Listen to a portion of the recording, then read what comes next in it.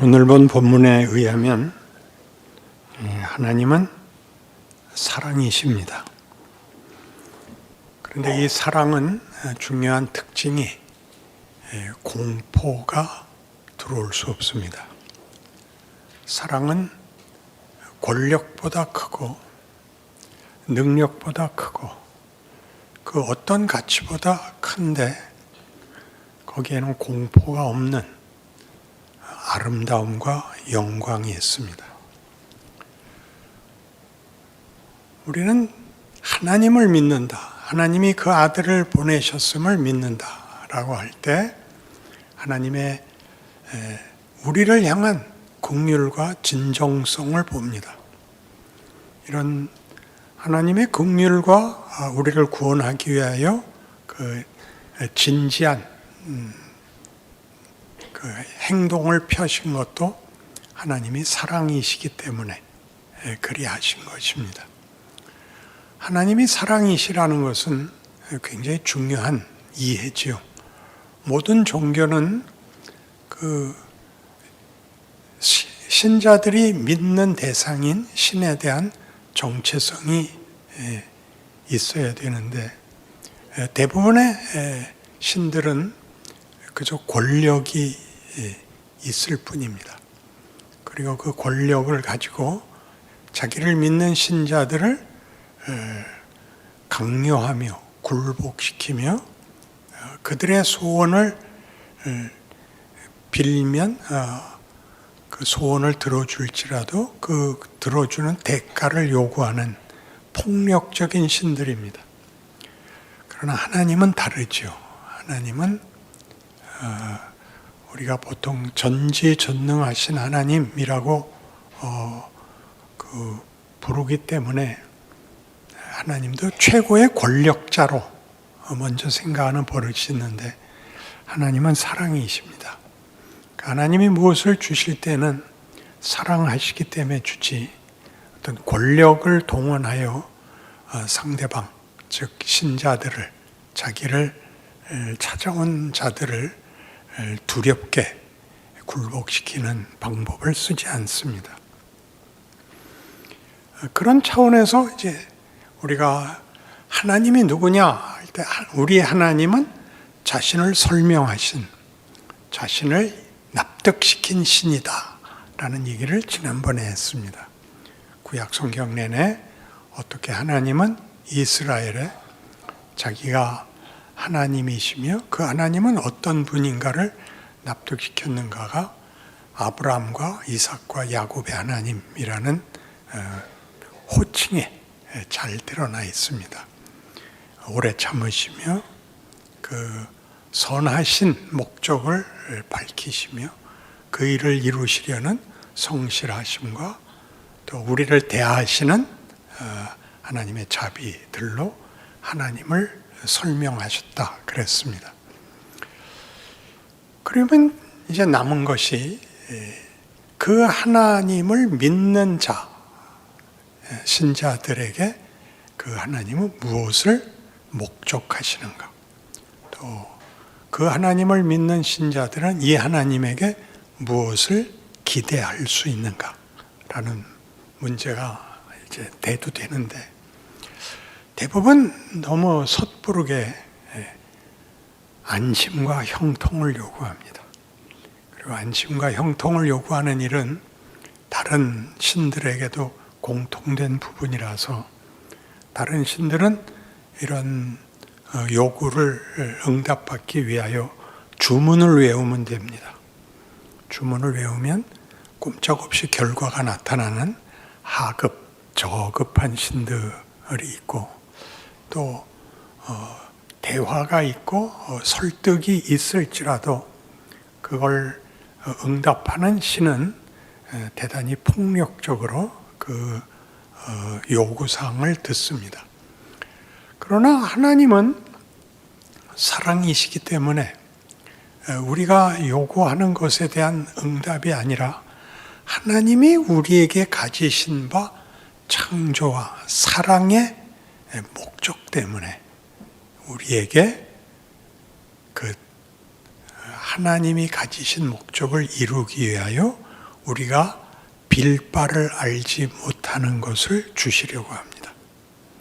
그래서 이 하나님이 말하자면 이삭을 주었다든가 솔로몬에게 지혜를 주었다든가 하는 여러 축복들이 빌어서 또는 이제 성실히 행해서 받은 보상인 것 같이 이해하기 쉽지만 성경이 하고 싶은 얘기는 하나님이 주시기를 원한 것들입니다.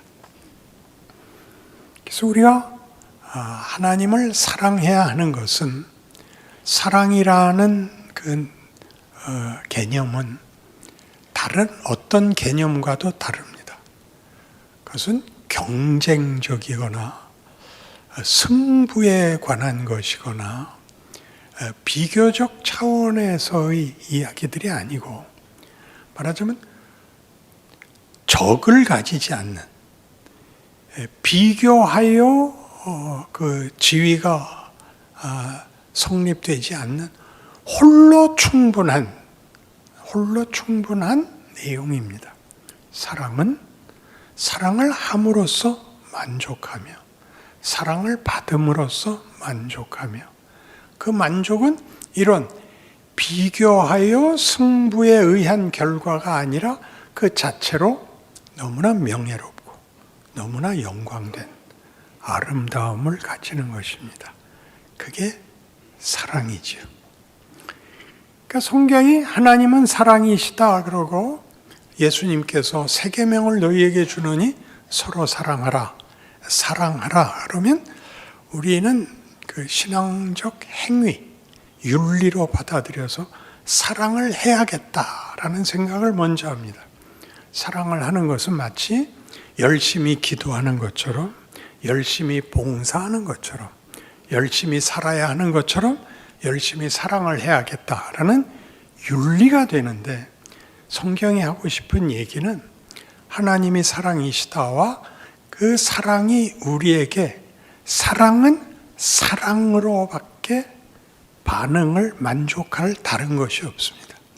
우리에게 사랑하라고 얘기하는 것은 사랑 안에 두려움이 없고 온전한 사랑이 두려움을 쫓아내니 두려워하는 자는 온전한 사랑을 가지지 못한 것이다 라는 표현에서 보듯이 사랑이신 하나님은 우리에게 사랑을 요구하지 겁을 주려고 하지 않으며 공포와 권력으로 하나님의 지위를 펼치려고 하지 않으며 그 반응을 우리에게 겁을 먹어서 혹은 어떤 대가를 다른 것으로 받기 위해서는 응답하시지 않고 사랑 자체로만 응답하신다라고 얘기하는 것입니다.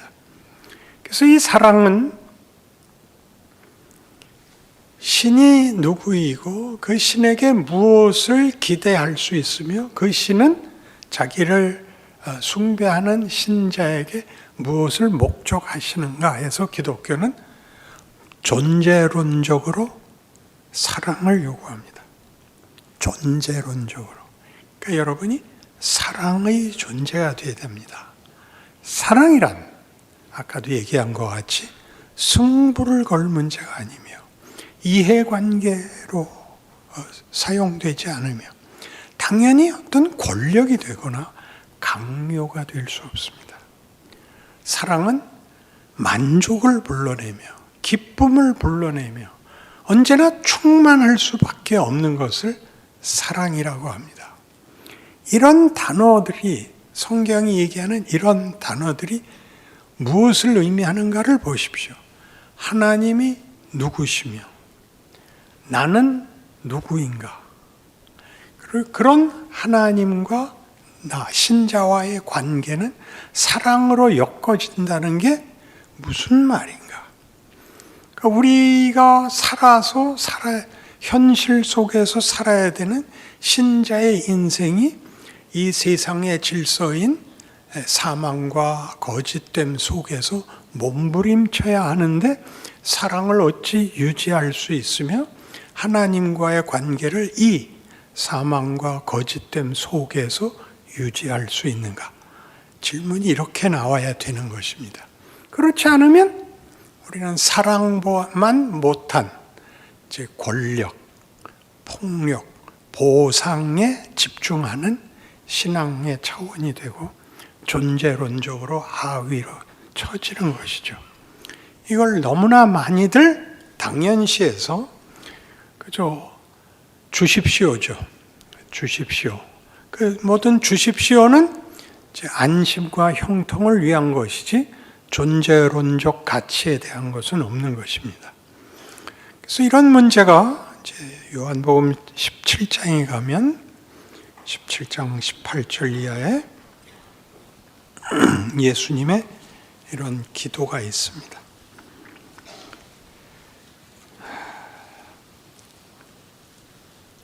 요한복음 17장 18절입니다. 아버지께서 나를 세상에 보내신 것 같이 나도 그들을 세상에 보내었고 또 그들을 위해 내가 나를 거룩하게 하오니 이는 그들도 진리로 거룩함을 얻게 하려 함이니이다.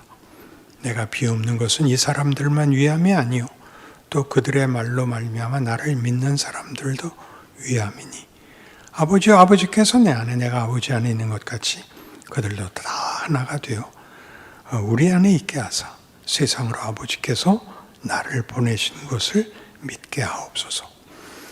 굉장한 기도입니다.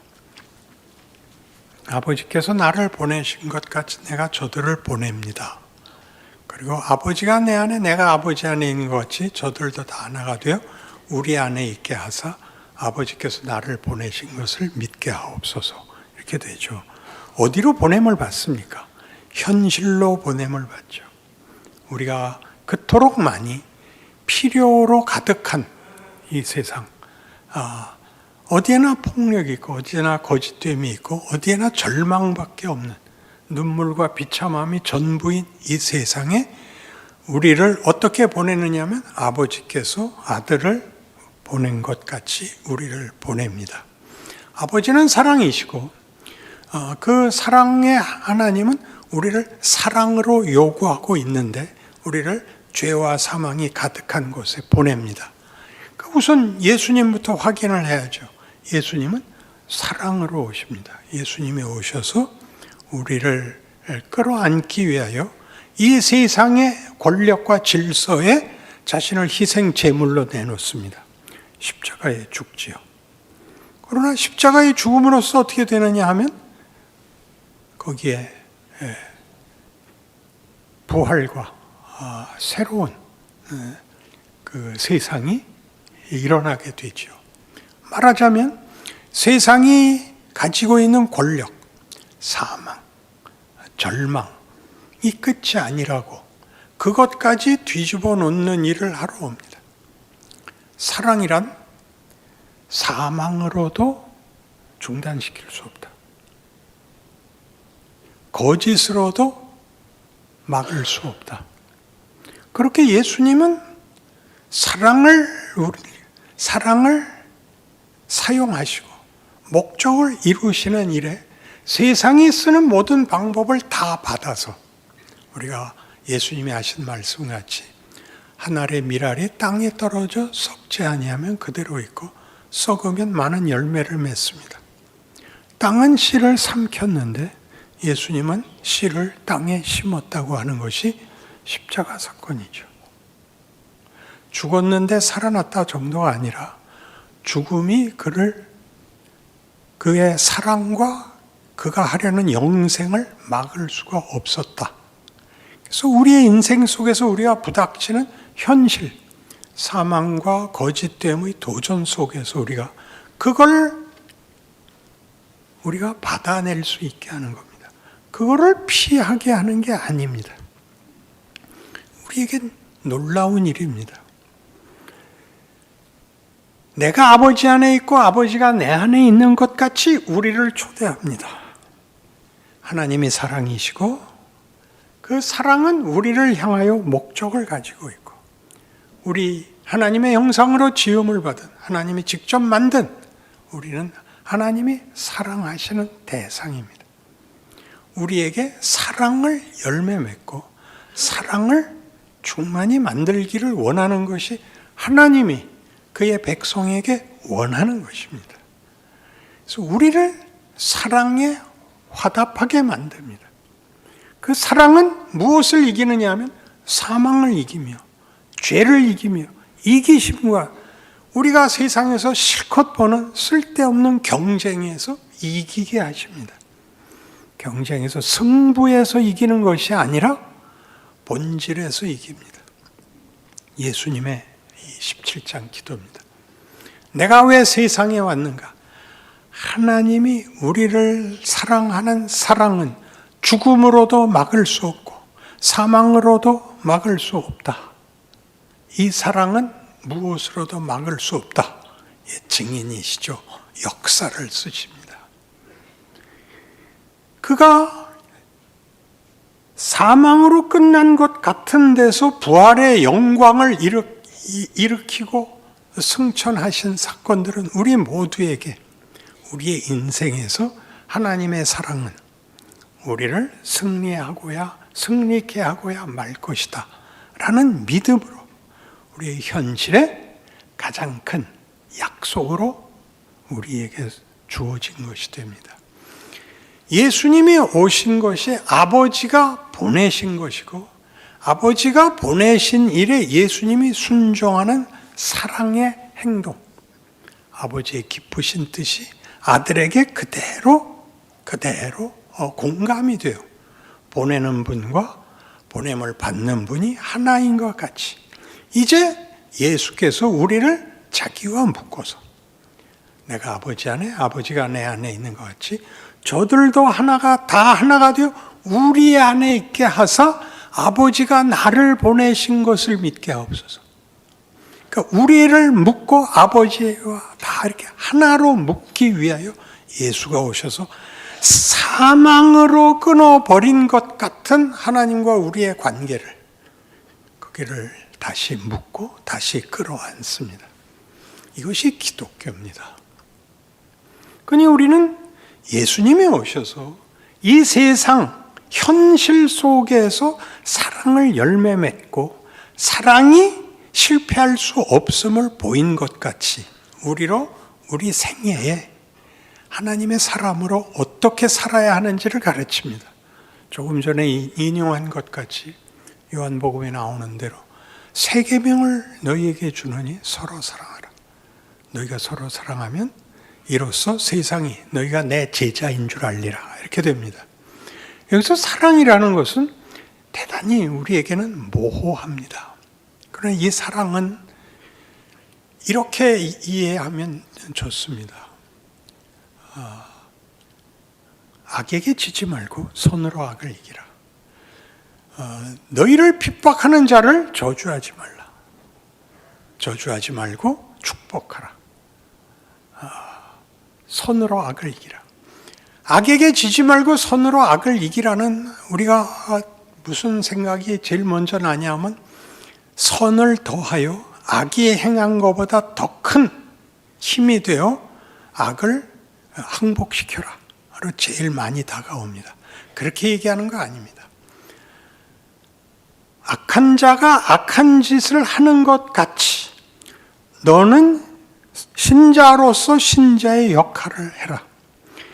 이 악을 고치려고 하거나 이 악을 항복시키려고 하지 말고 그가 하는 악을 인하여 네 자리를 떠나서 시험을 받지 말고 네 자리를 지켜라.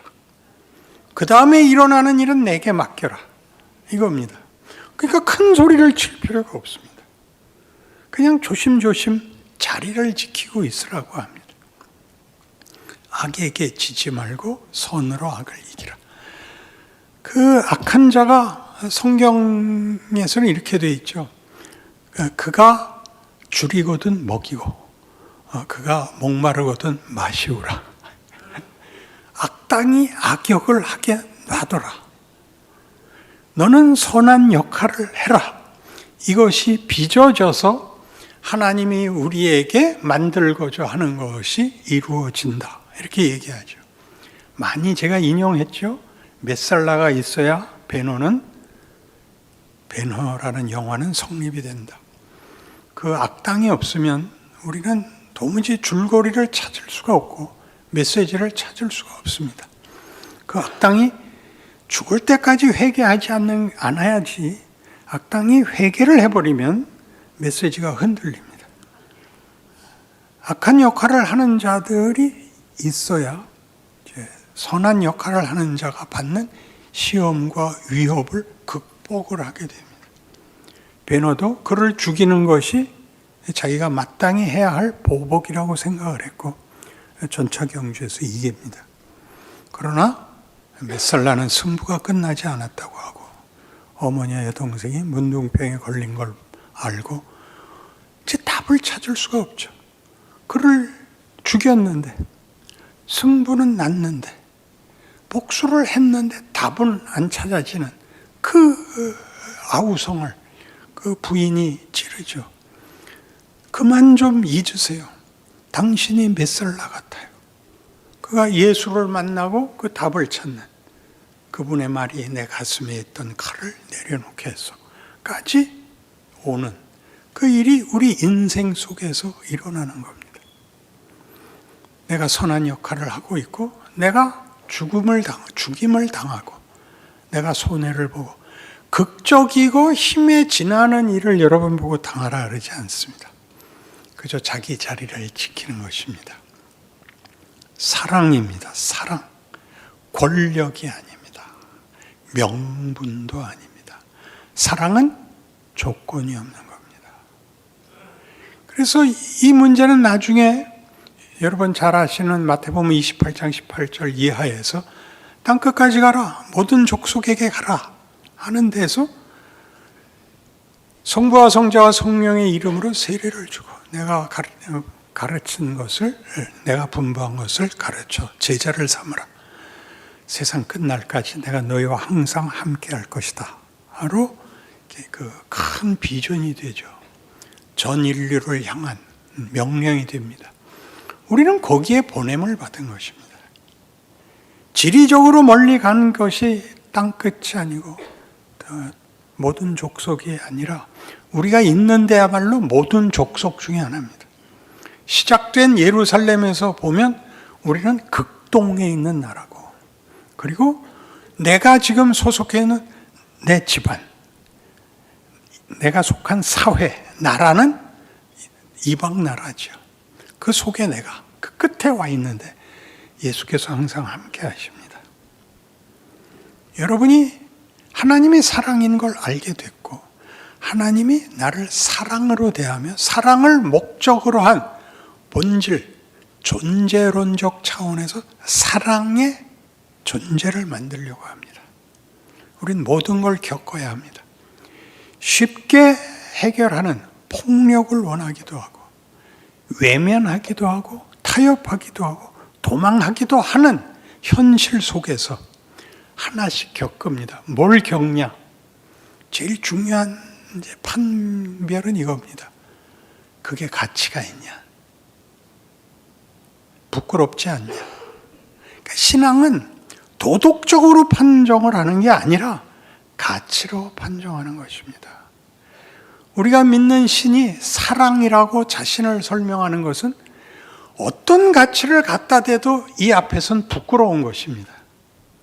사랑은 어떤 권력, 어떤 보물과도 상대가 되지 않는 것이요. 그 신이 자신을 사랑이라고 소개하는 것으로 우리는 놀라야 되고, 그 신이 우리에게 사랑을 요구한다는 것, 그것은 우리를 얼마나 대접하는 것이며 우리의 신분과 지위가 무엇인가에 대하여 정말 기절을 할 만큼 놀라야 되는 것입니다. 그러나 처음부터 이 자리에 올 수는 없습니다. 여러분은 일단 쉬운 것부터 요구할 것입니다. 하나님이 이렇게 답을, 여러분의 요구를 들어도 주시고 안 들어주기도 하면서 여러분을 키울 겁니다. 나이가 든다는 건 굉장히 중요한 것입니다. 나이가 들면 가치가 변합니다. 그리고 늙으면, 죽음이 임박해지면 드디어 죽음을 이기게 됩니다. 죽는다는 걸 수용을 하면 진작 멋있게 좀 살아보았을 걸, 그런 생각이 듭니다. 굳이 그때 치사하지 말았을 걸.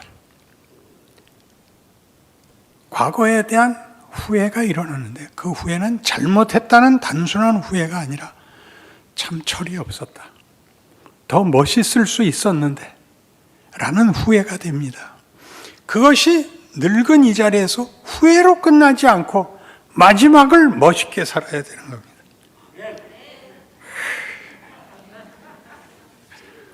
얼마나 신통해요. 이런 말에 아멘 하는 것은 굉장한 겁니다. 우리는 그냥 주시옵소서가 전부인, 무엇을 주시옵고 무엇을 주시옵고, 이 나라 대통령이 정치를 잘하게 해 주시옵고 우크라이나 전쟁이 빨리 끝나게 해 주시옵고, 이거 다 치사한 기도예요. 생각해보면 모든 책임을 다 넘기고 난 할 게 없고, 이건 얘가 해야 되고 이건 제가 해야 되고 이건 저놈이 해야 되는 겁니다. 하나님 아시겠지요? 저 불편하게 하지 마세요. 우리는 이 기도를 그렇게 열심히 철야를 하면서 금식을 하면서 손잡고 통곡하고 큰 소리로 무식을 발산했더라 이겁니다. 무식하다 그렇게 간단히 얘기할 수 없지만 다른 단어가 없습니다. 그러니 생각해 보십시오. 기도를 한다는 게 뭔지. 이 하나님 앞에 내가, 하나님이 나를 무엇으로 목적하고 무슨 대접을 하고 있는데 무슨 기도를 할 수 있어야 되는가를 생각하면 여러분, 여러분의 삶에 대하여, 존재에 대하여 성경이 그토록 이야기하는 하나님의 율법이 뭐냐? 하나님 사랑하고 네 이웃 사랑하라는 거다. 이웃은 언제나 있죠. 내 이웃은 일단 집안 식구가 있고 직장 동료가 있고 매일 만나는 동네 사람이 있습니다. 가장 현실적이죠. 거기서 넌 다를 수 있냐? 무슨 생색을 내라는 것도 아니고 무슨 희생을 하라는 것도 아닙니다. 모두가 어쩔 줄 모르는, 자신의 가치를 모르는, 계속 휩쓸려 갈 수밖에 없는, 마치 바람에 나는 겨와 같도다 와 달라야죠. 그것이 신자의 존재론입니다. 현실입니다. 그 현실은 우리를 만드는 하나님의 은혜입니다. 방법입니다. 오늘도 공부를 시켜주시는 하나님, 키우시는 하나님이라고 감사해야 되고 반성하고 자라나야 됩니다. 여러분의 기도가 변할 것입니다.